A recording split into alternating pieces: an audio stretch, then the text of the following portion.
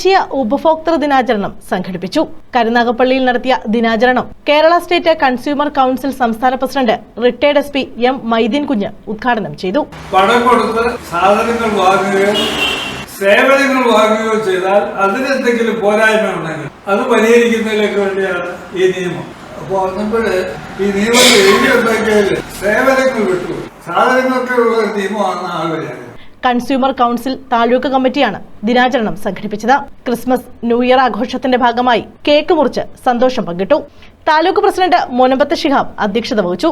1986 രാജീവ് ഗാന്ധി പ്രധാനമന്ത്രിയായിരുന്ന കാലഘട്ടത്തിൽ ഇന്ത്യൻ പാർലമെന്റിൽ ഉപഭോക്തൃ സംരക്ഷണ നിയമം ബില്ല് അവതരിപ്പിക്കുകയും അങ്ങനെ പാർലമെന്റ് ഐക്യകണ്ഠേന പാസാക്കി രാജ്യത്തെ ഈ നിയമം നടപ്പിലാക്കി. അതായത് 1986 ഡിസംബർ 24 സംസ്ഥാന ജനറൽ സെക്രട്ടറി ഷാജഹാൻ പടിക്കത്ത് മുഖ്യപ്രഭാഷണം നടത്തി. Vice president K Sasidharan Pillai, treasurer VK Rajendran, ഭാരവാഹികളായ doctor Nasar Ahammed, Ramachandran, KK Basheer, Harikumar, Abdul Raheem, Prajatha, Vincent Greek തുടങ്ങിയവർ പങ്കെടുത്തു.